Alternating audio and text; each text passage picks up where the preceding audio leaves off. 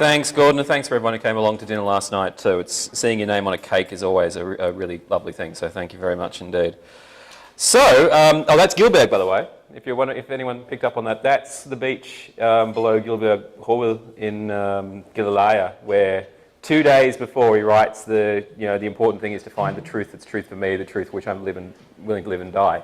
2 days before that, 22-year-old Kierkegaard stands on that cliff and imagines all the dead people he's lost in the last year floating around his head. It's a spectacular piece of writing. So, just to sort of recap where we were yesterday, we had a whole bunch of really dense stuff about the nature of consciousness. Here's what we've seen so far.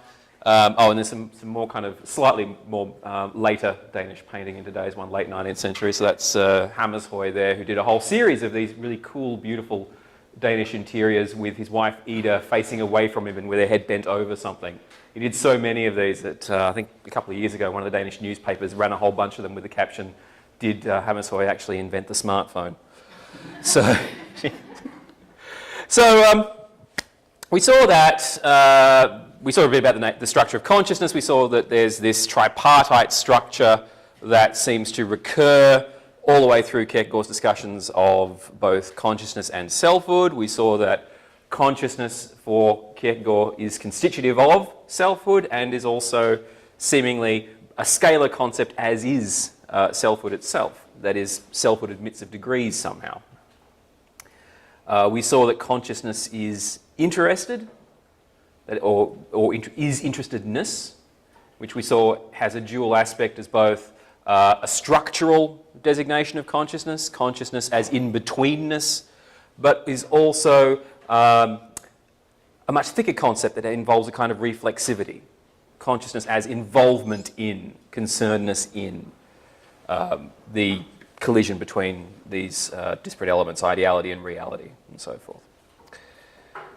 And we also saw that this tripartite structure of consciousness and of selfhood in Kierkegaard doesn't reify the self into an ego pole. Right? That is, that we don't end up with a thing called the ego that sits there and relates the disparate elements of body and mind, or eternity and finitude, or actuality and reality. Rather, it's just the case that the self is that relation relating to itself, having this kind of reflexive dimension.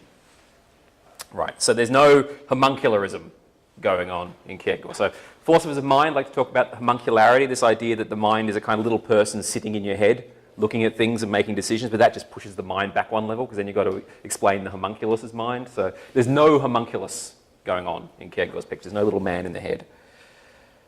Okay. And we also saw that one way to try and make sense of this, and the way that initially seems to make the most sense, is to say that this means that the self, or the ego, comes into existence as through a process of self-reflection. Right? So it's when we're thinking thoughts about ourselves, thinking I thoughts, that somehow this self comes about. That, to use that sickness unto death phrasing, the self relating to itself involves thinking about yourself, thinking I thoughts, explicitly making yourself into an object of awareness. Now, as you're going to see, I think that's wrong. Right? I don't think that's what Kierkegaard's saying. But I don't think he's saying we need to be walking around having I thoughts all the time. But I'm going to have to explain how. And that's made somewhat difficult by the fact that reflection does play a crucial role, undeniably, in both self-constitution and in ethical action for Kierkegaard.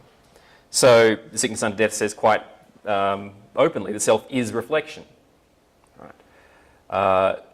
Likewise, you get these other texts in which there's a kind of reflective process of differentiating yourself from the world, from society, from norms and expectations and so on, to thereby recover the self that you are. So in the Upbuilding Discourses and the Discourse Strengthening the Inner Being, we're told that the inner being owes its existence to a concern, Bekymring, by which it differentiates itself from its environment. And of course in either or, Judge Wilhelm tells us that you become a self by distinguishing yourself from your immediacy, becoming what he calls a naked abstract self, which must then immediately reclothe itself in its facticity, if you like, its concrete specificity, but does so in this sort of new way, having distinguished itself from all of these things. So you distinguish yourself from the world and then reappropriate that self that you've distinguished yourself from. And of course, the sickness unto death classically tells us that selfhood is constituted by a process of self-relation, which, again, in passages in there does seem like it's a reflective process, a process in which you're somehow reflecting on yourself. But of course, and that's Eckersberg, one of his portraits of middle-class Jewish life in Copenhagen in Kierkegaard's time. Kierkegaard's also notoriously wary of reflection, right? He has some very critical things to say about reflection.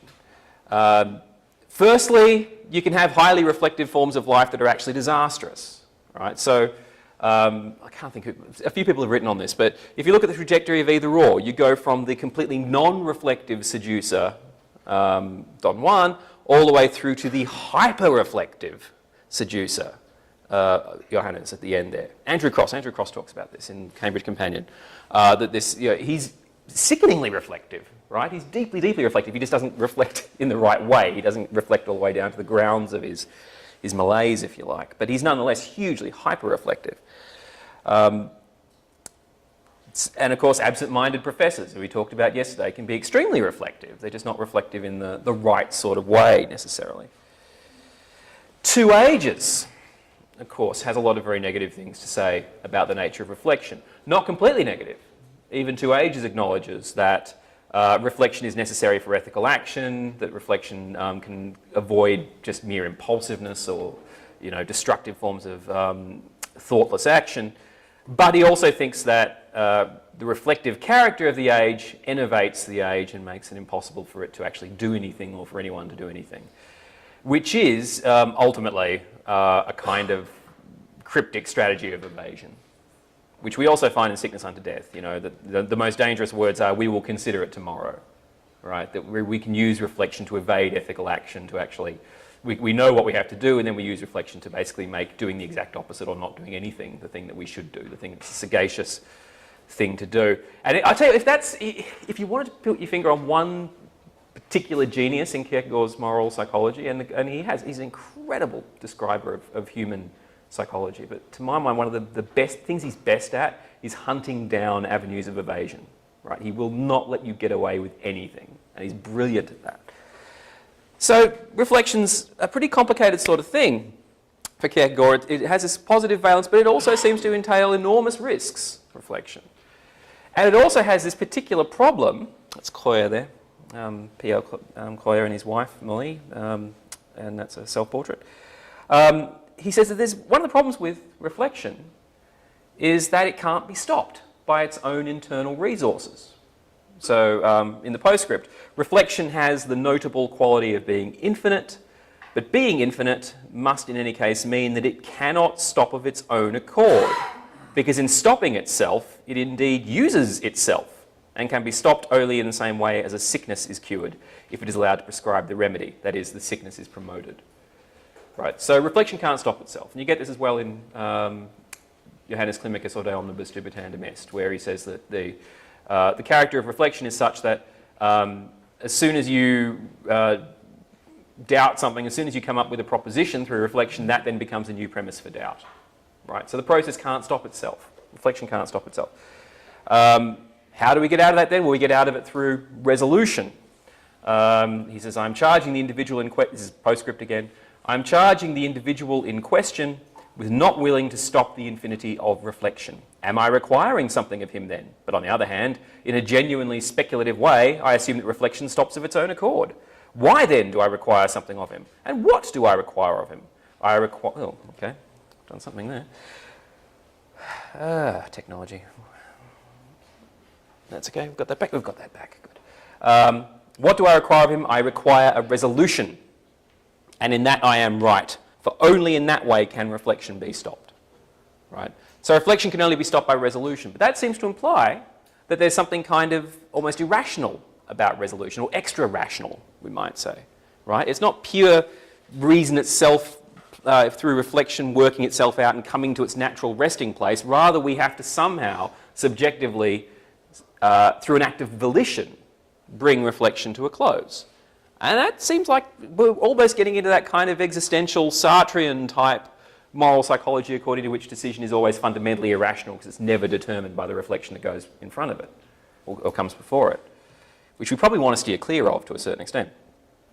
So it seems like we have a problem, right? Of course we do. This is Kierkegaard. Of course we have problems. It seems like we have a problem. Reflection is necessary for self-constitution. You can't be a self without somehow reflectively disengaging yourself from the world of immediacy and thereby individuating yourself. It's only by reflection that we can separate ourselves from our environment and understand ourselves as distinct beings. And we've said also yesterday that consciousness is the actuality of reflection, so there can't be any consciousness without reflection. Okay, so that's on the good side of the ledger for reflection. But well, we've got at least three problems that seem to emerge here. Firstly, and we sort of talked about this yesterday, if consciousness and self-constitution consists in thinking about yourself, thinking I thoughts, thinking thoughts the propositional content of which is the thinker, then it seems like we're only intermittently conscious. And if consciousness is constitutive of selfhood, then we're only intermittently selves.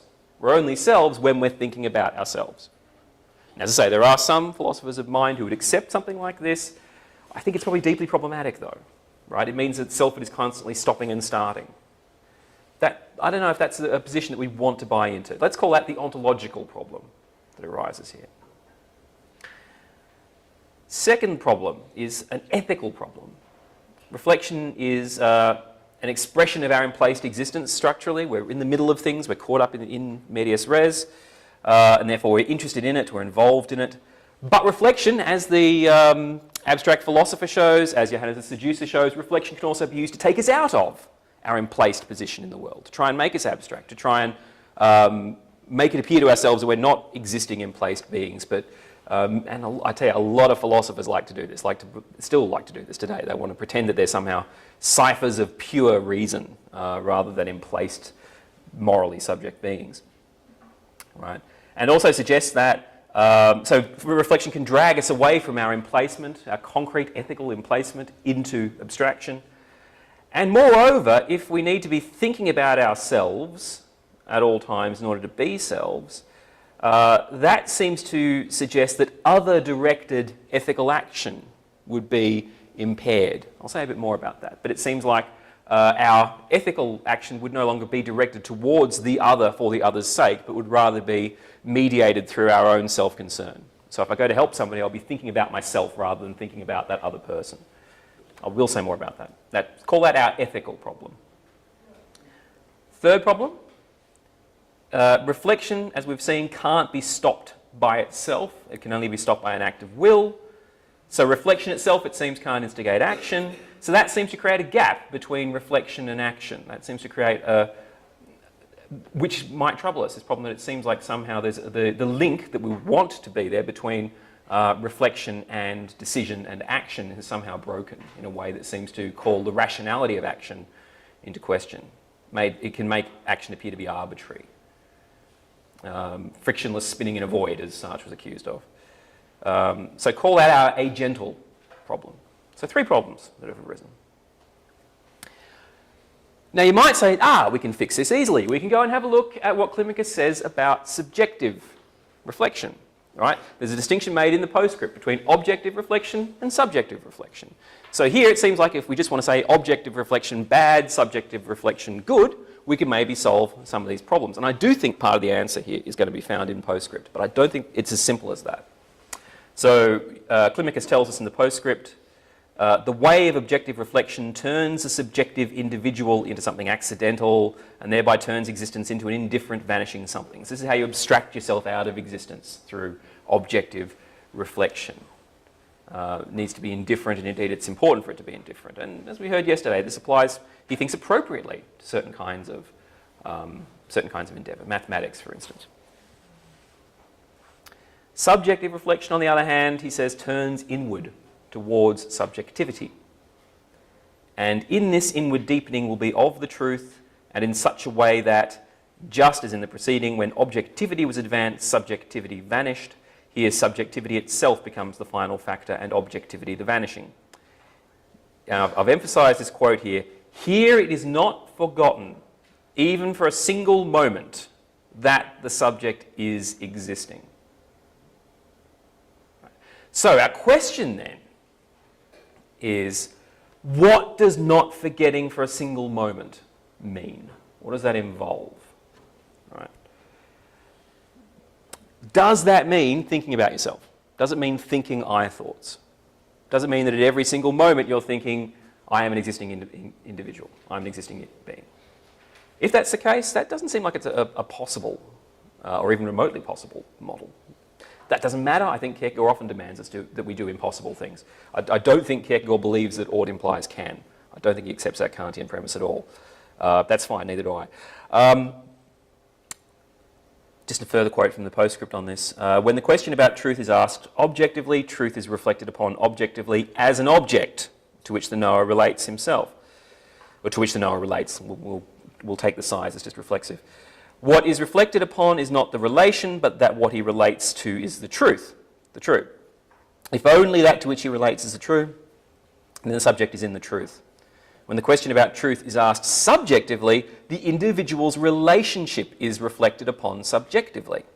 If only the how of this relation is in truth, the individual is in truth, even if he, in this way, were to relate to untruth. And of course, this is what then gets into the passionate pagan example, which has been problematized in the literature. Does that mean that the passionate Nazi is better than the dispassionate liberal and so forth?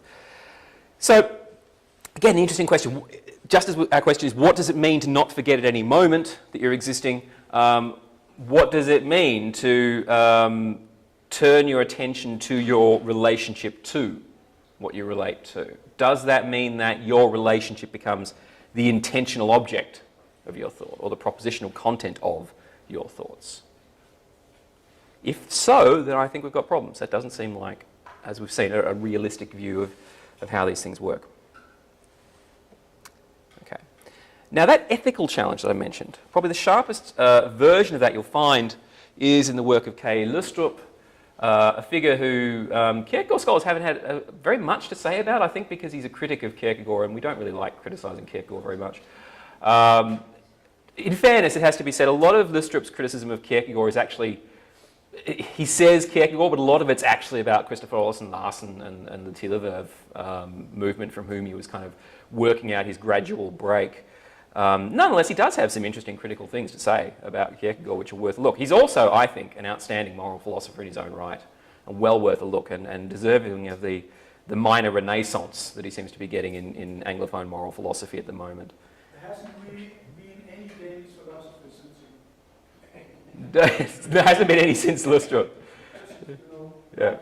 Well, he's also, I will say, on a really cynical level, if you've learnt Danish to study Kierkegaard, it's really the only thing you can do in philosophy with, unless you want to get into Höfting. I mean, Lustrup's kind of the only thing left. But I think he's actually a really wonderful, supple, interesting thinker. He's also maddeningly vague sometimes. And once somebody points out to you that he looks kind of like David Lynch, you just can't unsay it. Somebody pointed this out to me recently. I was like, oh, you've just ruined Lustrup for me. Or greatly improved. So Lustrup has this critique of Kierkegaard in which he basically says that Kierkegaard's ethics are too self-absorbed, basically, too reflective. There's that beautiful quote that never before in ethics has ethics so shut itself in as it does in works of love, which drives Kierkegaardians insane, right? We hate that phrase. But it's an interesting challenge. I think Jamie Ferreira's met that challenge beautifully in her book and put some of these objections to bed. But he does say that Kierkegaard's basically just too reflective. His view of ethical life is too reflective. And you might say, well, hang on, whoa, doesn't Climacus tell us to not abstract ourselves out of existence? Lustrup thinks that, you're kind of somehow abstracting yourself out of the ethical sphere by being too concerned by principles or too concerned by your own ethical status. Isn't that precisely what Kierkegaard warns about? To which Lustrup's reply is yes, but he says for Kierkegaard, the task is and remains to think that existence which thinking consists in abstracting from. So he thinks that Kierkegaard's still caught up in thinking existence, he's just doing it in a different sort of way. Now both Kierkegaard and Lustrup see existence as structured by a demand, but, and this is kind of Lustrup's version, for Kierkegaard that demand points beyond the world. Die to the world, renounce the finite, including the merely ethical, loving the neighbour consists in helping the neighbour to love God, rather than just acting sedulously for the sake of the suffering other. Whereas for Lustrup, the demand is to act for others whose life we find in our hands. He argues that when you find, in every interaction with another person, they are in your power to a lesser or greater extent. How their life goes is in your power to a lesser or greater extent, and that generates a demand to act for their sake instead of your own. Which he then says also finds expression phenomenally in what he calls the sovereign expressions of life. He never gives a canonical list of this, but he particularly focuses on things like trust, mercy, sincerity, which he thinks are not discursive or behavioural options that we can kind of pick and choose from, but rather they're expressions of life itself that impose themselves on us. And there's something to this. They have a kind of independent force to them. Trust kind of imposes itself on you. Honesty kind of imposes itself. It comes out despite yourself sometimes. And his idea is that basically, instead of thinking about your own status in the way that Kierkegaard recommends, you just have to sort of give in and get out of the way and let these sovereign expressions of life do their job and try and stop prevent the selfishness of humans from getting in the way of these sovereign expressions or corrupting them. So he says Kierkegaard never spared these sovereign expressions of life so much as a thought, and that is no accident. He's forced to leave them out of account in order to preserve the role of self-reflection. For to say that the expressions of life are sovereign is to say that in them the human person is ipso facto himself. He no longer has to reflect upon becoming an independent person in the way that Kierkegaard seems to want, nor has he to reflect upon the task of becoming his true self. He only has to realise himself in the sovereign expression of life, and it is that expression of life rather than reflection that takes care of the person's selfhood. So we sort of somehow just accede to these sovereign expressions of life, let them do their job, and that's how you get yourself. Not through thinking, not through reflection, but just through spontaneous trust or spontaneous mercy acting through you, if you like. He says, when you do that, Lustrup says, you no longer have to reflect about becoming your own person, nor do you have to concern yourself about becoming your true self. You only have to realise yourself in the sovereign expression of life, and it is that expression of life rather than reflection that secures for a person his being himself. How do you do that? Lustrup never tells us, right, ever. And in fact, nice anecdote here, Hans Fink, who was one of his students, says that he asked him this once as a nervous undergraduate in the 70s. He said, so if somebody was really very reflective and very, overthinks everything, how can he then stop doing that and just become allow the sovereign expressions of life to do their work? And Lustrup replied, well, he can just stop doing that. Which is probably, I think, the only answer he could give, given his position, and yet not terribly helpful.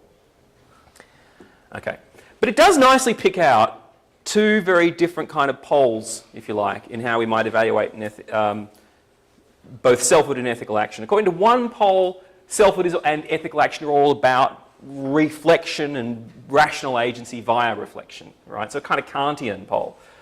Consciousness is impersonal, the ego only arises reflectively on the ontological level, so it's only by thinking about ourselves that you construct a self.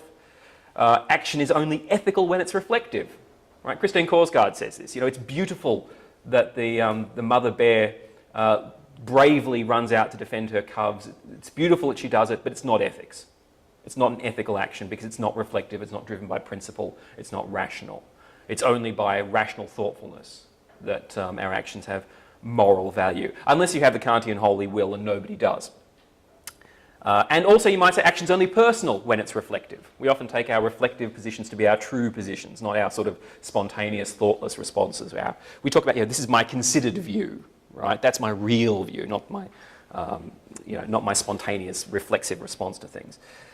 The other pole says, no, actually spontaneity has moral value, right? If you drop your wallet in the street, and I see this happen, if I stand there thinking, would it maximise the good for me to hand this back? Or, what is the handing wallet back maximum universalisable? Or, what would the virtuous man do in this case? If I was an Aristotelian megalosuchos, what would be my course of action here?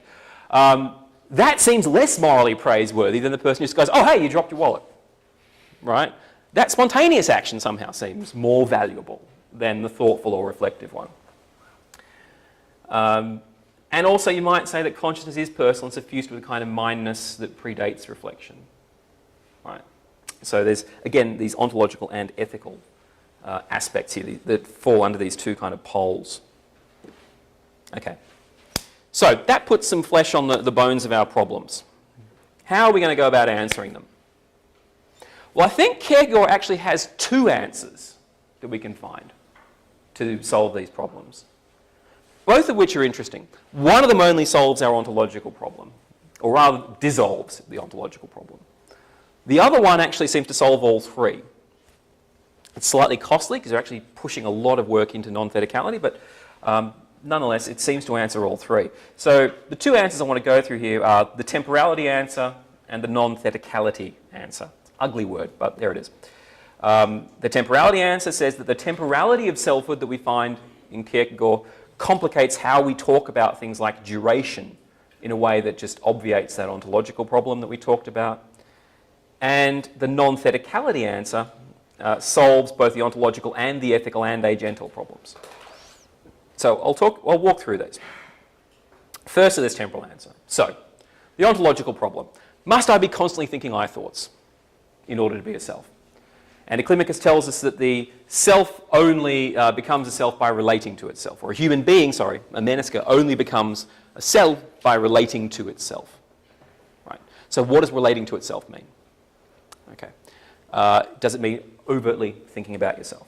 Right. That would imply that we only exist when we are overtly thinking about ourselves. Right. And you might say, well, maybe that will fly for Anticlimacus. After all, he talks about loss of self. He talks about being in despair as not being a self, overcoming despair is acquiring a self or becoming a self, and he also talks about the possibility of losing the self.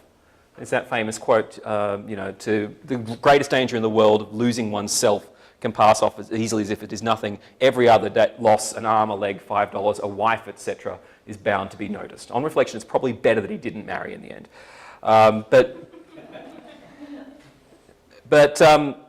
So he talks about loss of self, right? So that might make sense. Maybe what we say here is right. The self's relating to itself when it's thinking about itself, and that's when you are a self. If you stop thinking about yourself, you cease to be a self, and then you become a self again when you start thinking about yourself. Not an attractive view. Not a particularly, pretty sort of view, you might say ontologically, and not one that sounds particularly realistic. But nonetheless, you might think it's kind of defensible at least, even if not ideal. But the temporality that's going on in the sickness unto death is really, really weird. The temporality of despair is really quite odd. He says we can lose a self, right? That is, we can enter into despair. But Anticlimacus also tells us that if you're in despair, that means you were always in despair, which implies that you were never, in fact, a self. So how can you lose a self and have never been a self? Likewise, not being in despair, he says, must signify the destroyed possibility of being able to be in despair. If a person is truly not to be in despair, he must at every moment destroy the possibility. Right? So not being in despair implies that you can't fall back into despair, and yet it seems like you can lose yourself. So there's some weird contradictions going on here that are to do with the nature of duration and temporality. Really important quote, I think, for understanding sickness unto death, this one here. Every actual moment of despair is traceable to possibility. Every moment he is in despair, he is bringing it upon himself. It is always the present tense. In relation to the actuality, there is no pastness of the past. In every actual moment of despair, the person in despair bears all the past as present in possibility. I think that passage is kind of a key. There are others too that are important, but I think that's kind of a key here. If you want to look at the self in terms of its duration, right? As I said yesterday, that's a side-on project, right? That's if we stand there beside a self with a stopwatch and we say, okay, how long is this self lasting as a self? Right, so it's leaving despair now. Oh, they've stopped thinking about themselves, they're no longer a self, right? So you can, the sort of thing you could time, or, with a stopwatch or a calendar or whatever. That's, I don't think, Anticlimacus' question. Anticlimacus' question is first personal and thereby also present tense. The question is, am I now in despair? And therefore, am I now a self? And when we change things to that present tense perspective, then a lot of these questions about duration disappear, right? Because in fact, it turns out that by asking those questions about duration in this context, there's a kind of category error, right? because the question is always present tense, questions like, do selves cease to exist when we're not thinking I thoughts, involve a kind of category mistake, right? So in a way, this question becomes a question of, okay, right now while I'm thinking of myself, am I in despair, right? So I'm already relating to myself just by asking that sort of question here and now, rather than talking about selves in general viewed diachronically from some sort of third-person perspective. It's a tricky thought, but I've consistently found it really, really hard to express it in any kind of clear way. I've still never really managed to do it. But there's this interesting point that when you're looking about a first-person, present-tense perspective, certain kind of questions about duration are either complicated or turn out to be the wrong sort of question to ask. So that's one way out of this, right? The temporal answer implies that questions like, are we only conscious when we're thinking I thoughts, embed the same sort of category mistake as that ontogenetic question yesterday. You know, how do children become conscious? Wrong sort of question for Kierkegaard. The question that De Omnibus Dictandum is really asking about is my consciousness. Not my consciousness in me specifically, but as in each of us as consciousness. And by the time you're asking about conscious, you're already conscious. You're already a mediated thinking being. So that ontogenetic question might be a legitimate question for, say, developmental psychology, but it's not actually a legitimate question for the sort of philosophical project that we're undertaking here. Because it's a from the inside project, if you like. It's a first person from the inside project. And so the sort of question, are we only conscious when we're thinking about our I thoughts, doesn't really have any bite to it, because as soon as you're thinking that, you're already thinking I thoughts, right? You're already thinking about yourself. So that makes a good deal of sense, I think, of the temporal claims you get in The Sickness Unto Death and elsewhere. But and you can find an elaboration of that in my book, The Naked Self. But on its own, it won't answer those ethical and agental problems, just the ontological one. So let's turn to the non-thetic answer. Let's go back to that question. What is it to think death into every moment? Well, what is it to never forget that we're existing? Well, let's look at a parallel question that arises from the postscript, but also from At a Graveside, which I think you're looking at later today, where we're told that we need to think death into every moment. What is it to think death into every moment? Does it mean that you need to be walking around constantly thinking, oh God, I'm going to die one day, right? I do that, and I don't recommend it. But... And indeed, neither does Merrill Westphal, right? So he says at one point in his 96 book, under this impossible, morbid, and no doubt immoral scenario, whenever offered a penny for my thoughts, I could answer, I am thinking about my death and immortality, right? That doesn't seem right. Right? It doesn't seem that thinking death into every moment should mean making your death the intentional content of your thinking at every moment, or the propositional content of your thought. So death then has to be part of every thought somehow, without every thought being about death on the level of propositional content. I think we find a model of that elsewhere in the postscript, where he says that the subjective thinker works through himself in his thinking about his own existence, consequently that he actually thinks what is thought by actualizing it, consequently that he does not think for a moment, now you must keep watch every moment, but that he keeps watch every moment. Right? So the thought, I must keep watch every moment, is not expressed by sitting there thinking, I must keep watch every moment. It's expressed and appears but in a non-thematized way, in simply keeping watch every moment. The watchfulness expresses the I must keep watch every moment thought, without you sitting there thinking, must keep watch, must keep watch, must keep watch. I've been thinking about this since I've been here, because with the jet lag I've had really bad insomnia, and I've been thinking about, lying there thinking about Levinas talking about insomnia as the experience of pure being itself, that it's, was it called it? Vigilance without an object. You know, it's keeping watch every moment, but not for anything in particular. Okay. But also you'll notice something about that. This keeping watch every moment has this kind of interesting immediacy to it. You don't have to think, this is my task, I must do it. You're just kind of doing it. And you're not thinking about yourself overtly, but you're built into it. Another way to come at this thought is to have a look at the way Kierkegaard uses mirror metaphors. Mirrors are a really powerful metaphor because mirrors are an example of instant self-recognition, right? When you see yourself in the mirror, you don't have to think, that's me in the mirror. Unless under very unusual sort of circumstances, like, if you don't recognize yourself, or there's some, bizarre setup with different mirrors, or you're in the position Ernest Mach describes, where he sees a disheveled man reflected in the window on the bus and thinks, oh, that poor fellow, and then realizes, oh, wait, that's me, right? But generally speaking, when you see yourself in the mirror, you just see yourself. And very often it's also an immediately reflexively self-evaluative experience. I look terrible, or whatever. But now, mirror metaphors are interesting in the way they're used in Kierkegaard. For instance, there's the extended use of the metaphor of the mirror of the word for self-examination as a metaphor for what goes on in the proper reading of Scripture. You must see yourself in Scripture, see yourself in the mirror of the Word, even though that mirror, so to speak, doesn't contain you in any kind of overt sense. There's no one with your name and your description running around in the Gospels. One thing that Kierkegaard makes use of here is the prophet Nathan's parable that he gives to King David, the parable about slaughtering sheep. King David says, oh, that man who's slaughtered his neighbour's sheep instead of his own should be killed. And Nathan says, thou art the man, right? And of course, the point is that David should have seen that the story was about him. Instantly, he should have seen, this is about me. I'm a terrible person. I should go and fix up what I've been doing.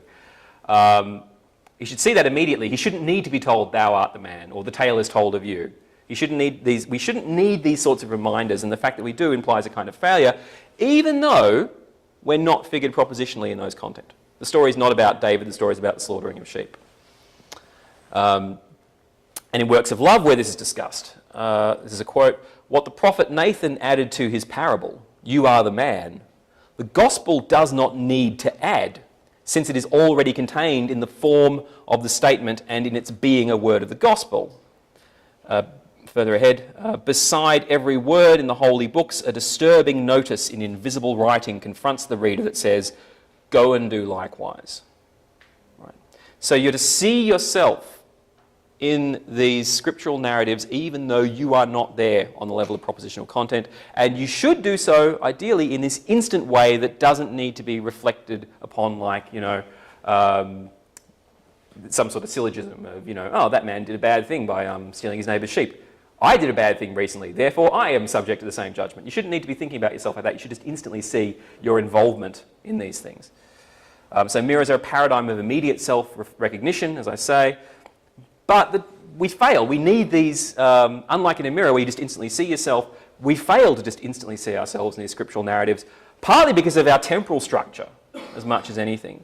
It takes time for us to see ourselves, realise what we should do, repent of our bad actions, and then go and fix it up. Which is why in Concept of Anxiety, Halfniensis endorses Fichte's claim that we have no time for repentance. Because he says, yes, that's true in the sense that repentance must acquire itself as an object inasmuch as the moment of repentance becomes itself a deficit of action. Right? So the time it takes to repent is a new guilt, if you like.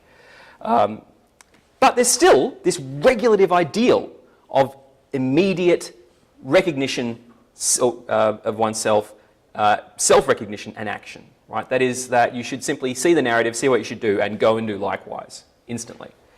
But we're fallen creatures and we actually do need sometimes to be told, you're the man, whatever else. Not as in you're the man, but as in, thou art the man.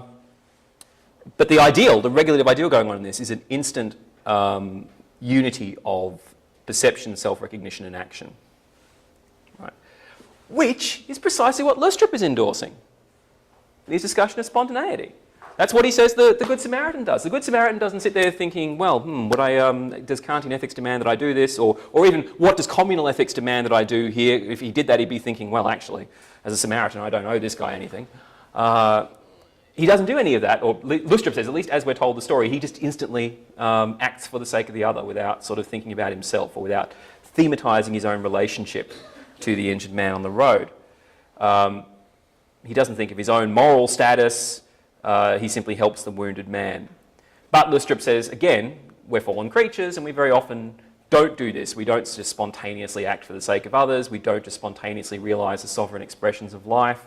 So what we have to do is we then have to fall back on substitute things like moral codes or moral principles or virtues or so forth, what he calls substitute motives. He said it's good that we have those. They do make us act better than we otherwise would. A Kantian Samaritan, he said, would be better than a brutal Samaritan who doesn't help, but nonetheless a Kantian Samaritan is not as good as the Good Samaritan because the Good Samaritan just acts instantly. So again, this awareness of, in both cases, a kind of regulative ideal of spontaneous action, spontaneous self-recognition and action that doesn't think about oneself in doing it, but we also need these reminders because we very often fall short of that ideal.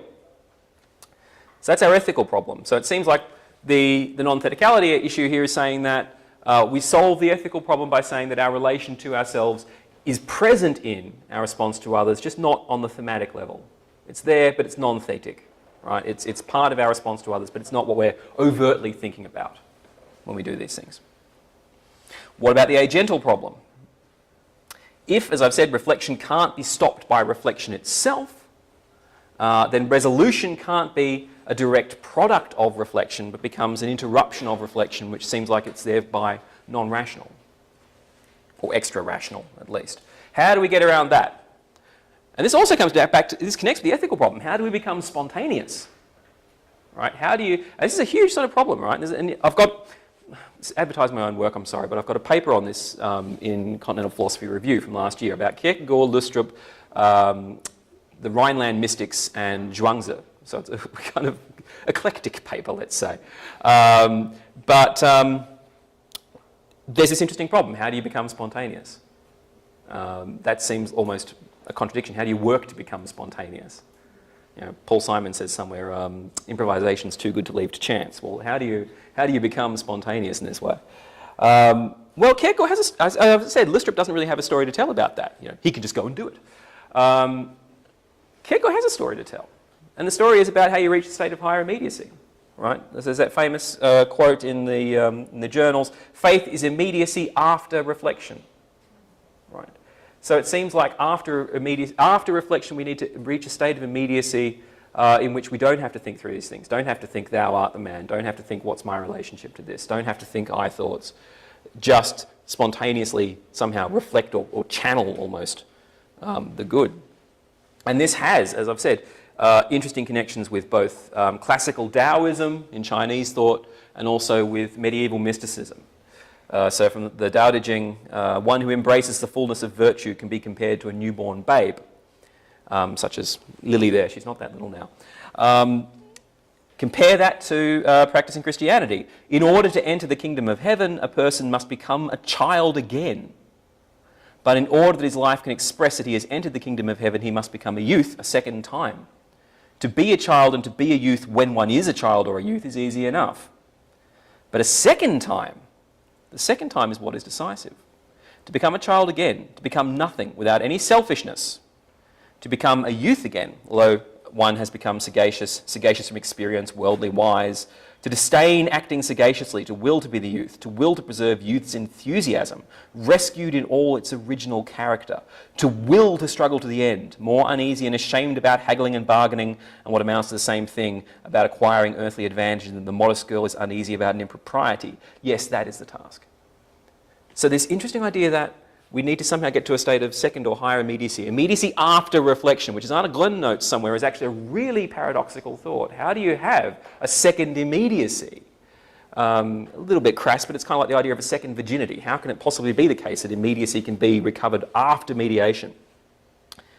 Well, again, there seems to be a path that here is can be described through the Taoists, through the medieval Rhineland mystics, like people like Tauler and Eckhart, who actually had quite an important influence on Kierkegaard, as our friends Hjördis Becker and Peter Scheider have argued.